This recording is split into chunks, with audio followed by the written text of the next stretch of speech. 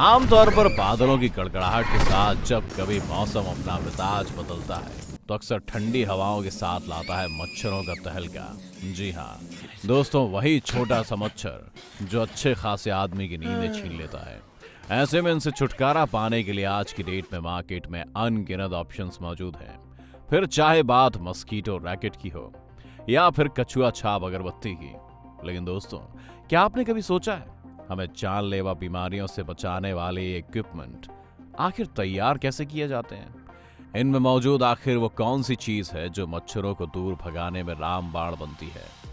अगर नहीं तो बस इत्मीनान से बैठ जाएं और लुत्फ उठाएं फैक्ट्री मेड हमारी एक और ऐसी स्पेशल वीडियो का, जिसमें आज हम आपको मच्छरों से निजात दिलाने वाले उन सारे इक्विपमेंट्स को बनते हुए दिखाएंगे जो आपकी रोजमर्रा की जिंदगी का एक अहम हिस्सा बन चुके हैं। Mosquito racket making process. दोस्तों, मशीनों की बढ़ती तेजी और विज्ञान के 2 कदम आगे चलने के कारण आप मस्कीटो रैकेट को 21वीं शताब्दी का मच्छरों का यमराज कह सकते हैं, जिसके द्वारा दिए जाने वाले इलेक्ट्रिक शॉक इन नन्हे नरभक्षियों की हड्डियों का कचूमर बना देते हैं। तो सवाल ये बनता है कि आखिर ये काम कैसे करता है?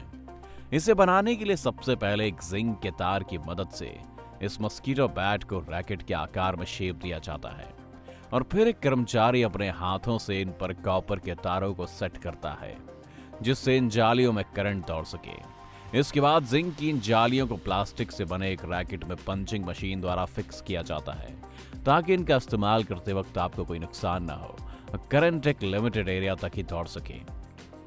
इसी बीच फैक्ट्री के अन्य कर्मचारी बिजली के झटके मारने वाली छोटी छोटी बैटरीज तैयार कर लेते हैं और फिर उन्हें मदरबोर्ड, टॉर्च और वायर्स की मदद से रैकेट के निचले सिरे पर जोड़ देते हैं, बिल्कुल किसी ट्रांसफार्मर की तरह। आपको बता दें, सारा काम फैक्ट्री के इलेक्ट्रिकली ट्रेन्ड ऑपरेटर्स ही करते हैं। वायरिंग का प्रोसेस पूरे होते ही रैकेट फैक्ट्री के दूसरे छोर पर पहुंचा दिए जाते हैं, जहां पहले से मौजूद वर्कर इन्हें असेंबल करके टेस्टिंग एरिया की तरफ रवाना कर देते हैं। यहां पर इनके अंदर दौड़ रहे करंट की तीव्रता नापी जाती है और अगर इस फाइनल टेस्टिंग में किसी भी तरह की कोई कमी पाई जाती है तो उन रैकेट को फौरन खोलकर दोबारा ठीक किया जाता है। आखिर में दोस्तों, जब ये सारे काम सफलतापूर्वक कंप्लीट हो जाते हैं तो इन्हें स्टैंडर्ड के हिसाब से मार्केट में बिकने के लिए भेज दिया जाता है। All out making process.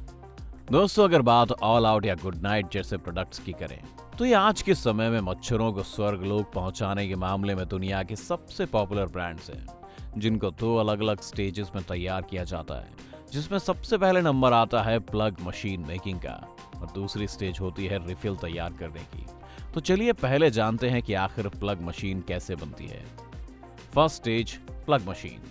दोस्तों, जिस तरह बिना बाइक या कार के पेट्रोल सिर्फ पानी है, ठीक उसी तरह अगर प्लग मशीन ना होती तो रिफिल ऑयल सिर्फ और सिर्फ हमारे लिए एक लिक्विड का डिब्बा रह जाता, क्योंकि एक प्लग मशीन ही है जिसकी बदौलत रिफिल के अंदर मौजूद गर्म तेल होकर भाप बनता है, जो पूरे कमरे में फैलकर मच्छरों का सफाया कर देती है, बिल्कुल किसी रेडिएशन की तरह। इस मशीन को तैयार करने के लिए 4 इंपॉर्टेंट चीजों की जरूरत होती है, जिनमें सबसे पहला वो एलिमेंट होता है जो रिफिल के ऊपरी छोर पर फिट बत्ती को गर्म करके ऑयल को वेपराइज करने का काम करता है। दूसरा, इसमें यूज होता है इंडिकेटर, जो कि प्लग से कनेक्ट होकर इलेक्ट्रिसिटी के माध्यम से एलिमेंट को गर्म करने का काम करता है। तीसरा है प्लग। जी हाँ, वही प्लग जिसके ना होने से लगभग हर इलेक्ट्रिकल इक्विपमेंट अधूरा है, क्योंकि इसकी गैर मौजूदगी में आपका ये सारा सामान मात्र एक साधारण सा प्लास्टिक का टुकड़ा रह जाता है। और सबसे आखिरी में बारी आती है कवर्ड प्लास्टिक बॉडी की, जो कि हमें करंट लगने से बचाती है। अब दोस्तों, इसको तैयार करने के लिए सबसे पहले एलिमेंट के साथ इंडिकेटर और प्लग को जोड़ा जाता है और फिर इन्हें प्लास्टिक कवर्ड बॉडी के साथ अपनी वो शेप दे दी जाती है। ये शेप और बॉडी कंपनी अपने प्रोडक्ट की डिजाइन के हिसाब से पहले से ही तैयार करके रखती है। Second stage, refill oil.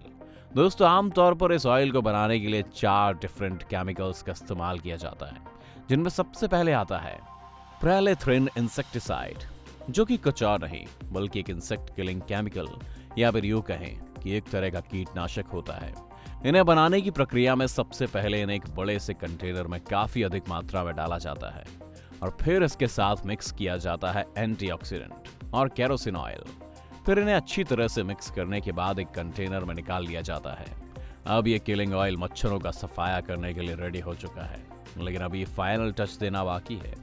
आखिर में इस पर एक एवरेज रेशियो में परफ्यूम का भी प्रयोग होता है, जिसका काम आपके कमरे को सुगंधित करना होता है, और इसके बाद इसे एक लिक्विड की सीलिंग मशीन में भेजकर इस जानलेवा तेल को कंपनी के बॉटल्स में भर दिया जाता है, जहां इनके ऊपर काफी हाई प्रेशर से कैप को फिट किया जाता है, जिससे तेल बाहर ना सके।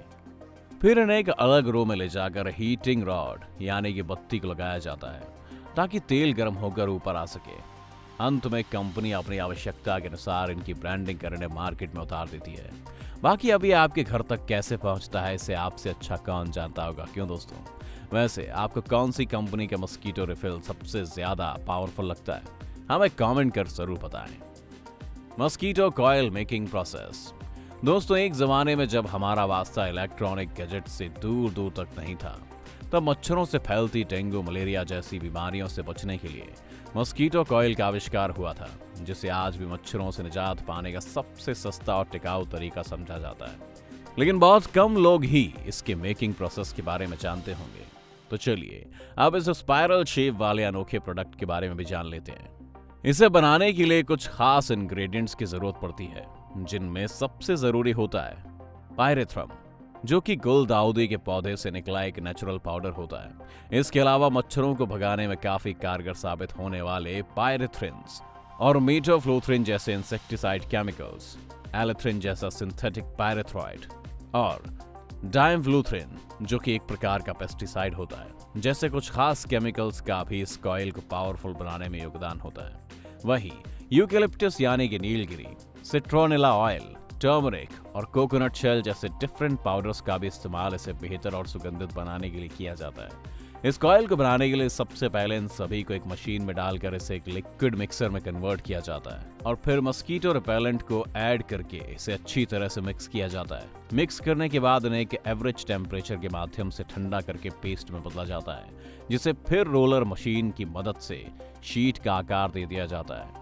मशीन में लगा धारदार ब्लेड शीट को 4 मीटर के अलग अलग पार्ट में कट करके एक स्टैंपिंग मशीन के जरिए कॉइल के शेप में बदल देता है, जिन्हें पूरी तरह से तैयार होने के बाद फैक्ट्री के वर्कर्स द्वारा एक हीटर में 131 डिग्री के तापमान पर गर्म करके 5 घंटे तक छोड़ दिया जाता है। इस समय अवधि के पूरा होते ही कॉइल एक मजबूत और ठोस आकार में चलने के लिए रेडी हो जाता है। अब इन्हें पैकिंग के लिए एक अलग लाइन में डाला जाता है, जहां कर्मचारी इन्हें एक सीमित क्वांटिटी में रखकर पैकेजिंग करके बॉक्स मशीन में लगाकर पूरी तरह पैक कर देते हैं, और फिर कुछ सिंपल क्वालिटी चेकिंग और सर्वे के बाद इन्हें मार्केट में मच्छरों का खात्मा करने के लिए लाद दिया जाता है। तो दोस्तों, इनमें से किसका मेकिंग प्रोसेस आपको सबसे अच्छा लगा, और आप मच्छरों से छुटकारा पाने के लिए किस प्रोडक्ट का इस्तेमाल करते हैं, कमेंट में हमारे साथ जरूर शेयर करें।